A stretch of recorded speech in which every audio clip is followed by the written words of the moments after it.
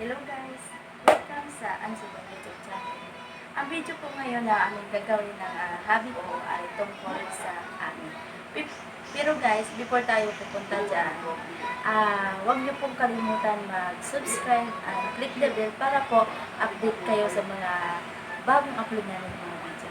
Sige po guys!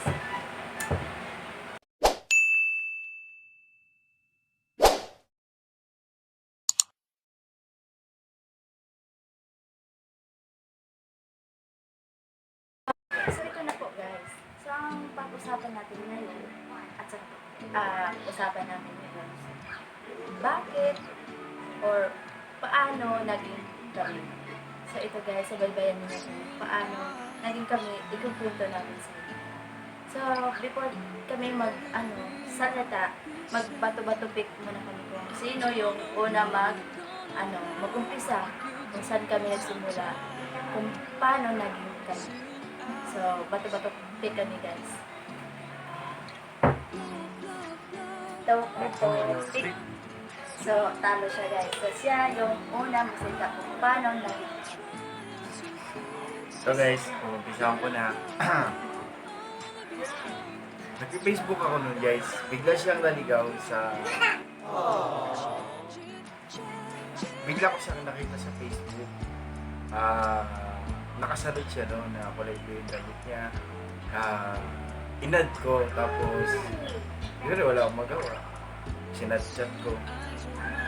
Ang chat ko sa kanya, "Hi, kamusta? Hi babes." Kahit hindi pa kami, babes yung tawag ko sa kanya para ramdam niya na nagpaparamdam ako sa kanya. May ganun ba guys? May ganun ba na hindi pa kayo kilala? Tapos tatawagin ka, "Hi babe." At the time kasi guys, puro kami different moments, yun yung mahal. Pero hindi naman sa ganun na kami yung cheater, pinagtagpo talaga ng chat siya sa akin. Tapos ako to, walang, may minamahal kasi ako dati guys. Pero hindi kami nagkita talaga. Hindi kami nagkita dati. So, sabi ng mga ka-board na, "Uy, try mo. Bakit isa lang yung bakit isa lang? Try mo dalawa, tatlo para makapili ka kung sa ikakumpara." Sabi ko, wag na. Hanggang sa time na dumating siya, nag-chat sa akin. Kasi, nung panahon kasi guys, nakaklase ko yung kapatid niya. So, nag-aral kasi ako ng BS Criminology. Sa ganitong height ko, nag-criminology ako. So, yung kapatid niya, kaklase ko. So, ayun guys, nag-comment ako dun sa kapatid niya. Tapos, nabasa niya yung comment ko. Hindi ko alam na kapatid pala siya ng kaklase ko. So, ayun, chinat niya ako, ang kapal ng mukha, hi babe ako. Tapos yun, sino ba to? Ansibon, ganun. Siya pala. So, ayun guys. Tapos, nung nag-chat-chat kami guys, panahon pa yun ng kahit saan ako napupunta, nagiinom, ganyan. Inom doon, inom dito, disco doon. Kahit saan ako napupunta, siya lang lagi naman ang isip ko, lagi ko siyang chinachat, tinitext, kahit anong oras na, kahit madaling araw na, tinitext ko pa rin siya. Gising ka ba? Or ganito ganyan. Kumain ka na ba? Tapos, nagpapalam ako sa kanya na ganito, mag-disco kami ngayon ng ate ko, ganyan. Kasi, lagi kami nagdi-disco kasi dati, kasama yung ate ko. Kahit hindi naman kami, nagpapaalam. Pumunta mo. Kasi, ang lakas kasi ng tama ko. Para akong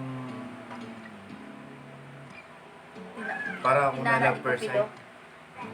So, ngayon guys, ang na namin ngayon is 4 years na kami. Tapos, may 2 babies na po kami.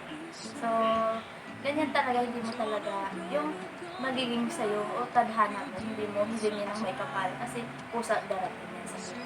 Tapos ganito pang nangyari sa amin.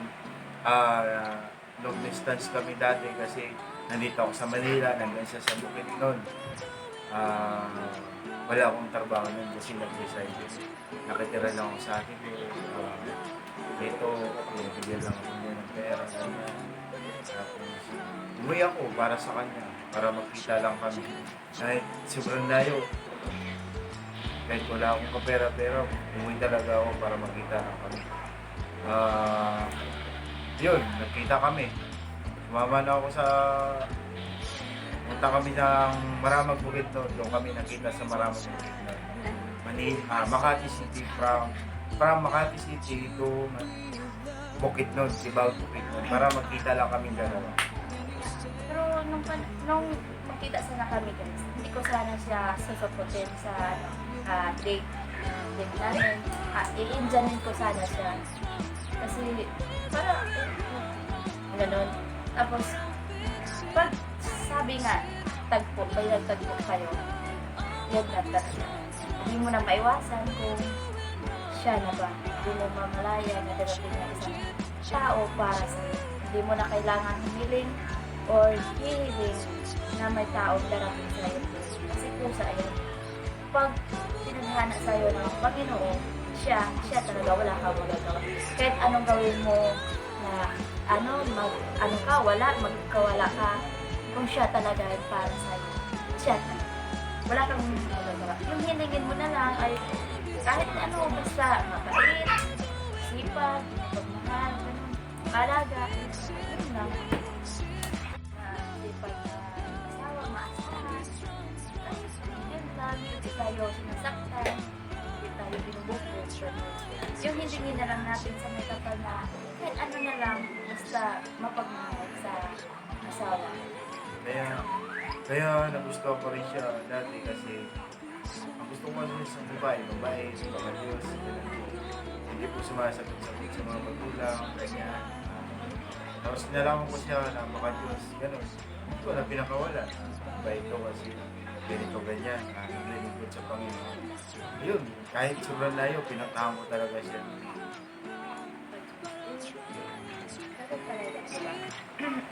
Ganun talaga yung sa umpisa, sa dulo pa rin ganun tayo. Na may mga sa isang relasyon kasi hindi natin maiwasan yung away, bati, ganun away, bati kasi ganun, sali na yan sa relasyon para papatunay na kung gaano kayo kaibigan sa isang relasyon. May mga pagsubok na dumating sa inyong pagmamahal sa inyong dalawa para malaman kung saan kayo, hanggang saan kayo magsama. So ngayon guys, hindi pa kami kasal, pero may dalawa kami. Pero antayin namin na darating ang panahon para sa amin dalawa. Para sa amin dalawa. Pero kami, kahit nag-aaway kami, pero nasa isip at puso namin na kami. Kahit minsan, hiwalay na tayo, ganun, ayaw ko na, kasawa na, ganun. Pero, until now, kami pa rin, nandito pa rin kami. Para sa mga bata. Lagi kami nag-away pero hindi talaga kami nag-iiwanan kasi mahal namin isa't isa. Pagsubok lang kasi ang mga ganyang away-away na yun. Bibigyan ka na pagsubok, mag-away kayo, tapos sabihin na yung ganyan, tapos may bating na problema.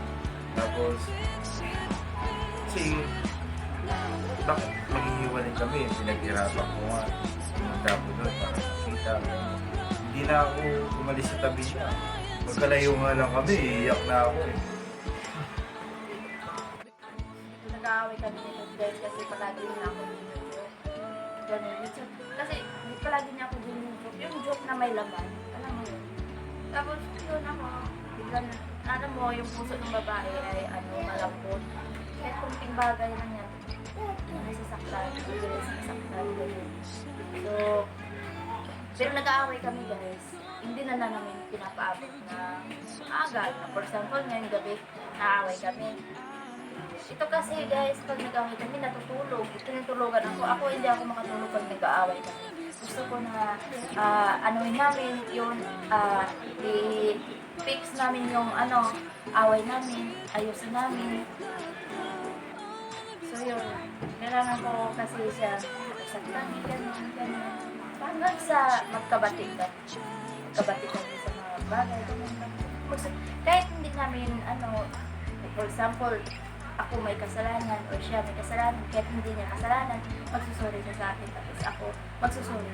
Ganyan lang talaga yun sa isang relasyon. Kahit hindi mo kasalanan, kailangan mo magsuri sa isa't isa. Para, saka sa isang relasyon din guys, hindi mo kailangan sigawan yung partner mo. Hindi mo kailangan sigawan kasi, naririnig ka naman. Kapag sinigawan mo kasi yung isang tao o isang mahal mo, kahit nasa malapit siya, yung pagmamahal mo ay malayo. Hindi niya connected sa puso. Kasi kahit malayo ka, tapos mahina na yung yung boses mo. Kahit malayo siya, maririnig niya dahil sa puso. Na kailangan iniisip natin o isipin natin na nagmamahal tayo. Kaya hindi tayo magpalapit sa puso. Kasi yan ang nasa puso't isip natin. Nagmamahal tayo at minahamahal natin sila. So guys, sa akin. Pag nag-aaway kasi kami, natutulog ako. Tinutulog ko na lang kasi ayaw ko nang palakihin. Ganun. Ayaw ko na may pagtalo, kaya kahit kausapin ako, ayaw ko na mag-usap tapos magsisigaw. Ayaw ko na gano'n. Pag nag-uusap, mainit kasi ulo ko pag gano'n eh. Nananapak pag nagagalit siya. Gusto niyang manapak. Sapakin mo pader. Maraming Kaya ang pader dyan. ginagawa ko, tinutulog ko na lang para wala akong Sapakin mo pader. Maraming pader dyan. Kasi pag sinapak mo ako, isang sapak mo lang. Pero anyway guys, may anak na kami. May 2 baby na kami. Isang boy, isang girl. So, ayun guys, sa akin din, hindi din ako nagsisisi kung bakit siya yung pinili ko or siya yung minamahal ko.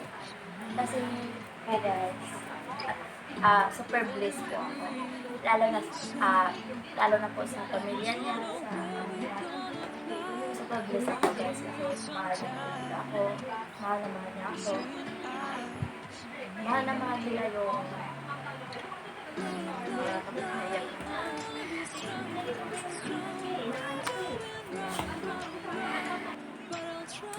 So, yun guys, pasalamat ako dahil siya yung binigay ni God sa akin. Kahit hindi pa kami kasal, pero masasabi ko sa sarili ko na siya na talaga. Kahit may isipan ko na tanong, naghiwalay na kami, ganun, away kami. Iniisip ko na tama na. Kontento ako sa isang lalaki ko nun. Kasi, para malaman niyo guys, siya yung first kiss ko, siya yung boyfriend ko, siya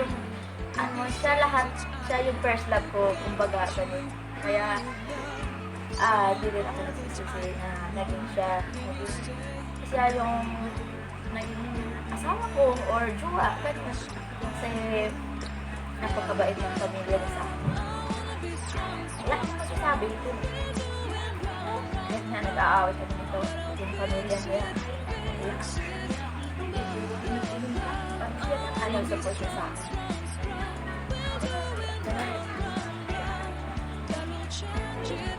So,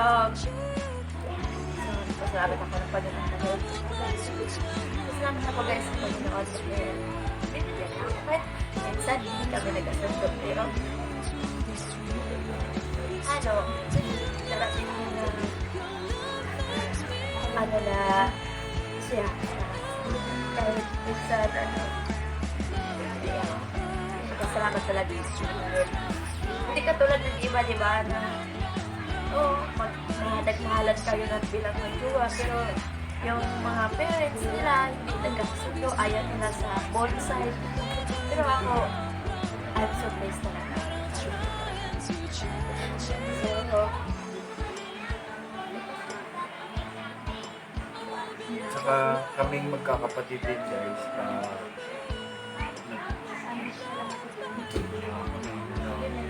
nila ako, ng ate ko, kung wala ako, tinutulong nila, sinusupport nila ako, saka hindi na ako pinababayaan, alam mo yung ganyan. Dati wala akong trabaho, pinupost talaga ako, sige maghanap ng trabaho kasi may asawa ka na, ganyan, ganyan, ako naman, sige, ano ba ang trabaho, ganyan, ganyan. Pero, salamat sa Panginoon na tulogyan niya ako ng permanent na trabaho. Ngayon, mag 3 years na ako sa trabaho. Yun yung buhay ko sa dalawang anak ko tsaka sa pamilya.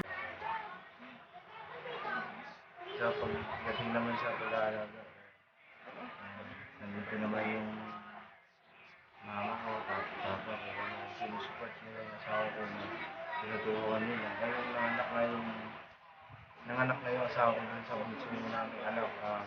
Nandito ako dun sa Manila kasi kailangan may trabaho.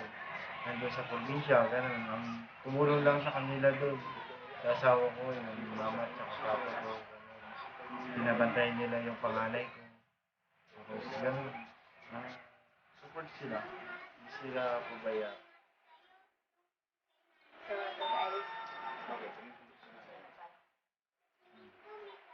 so ito guys,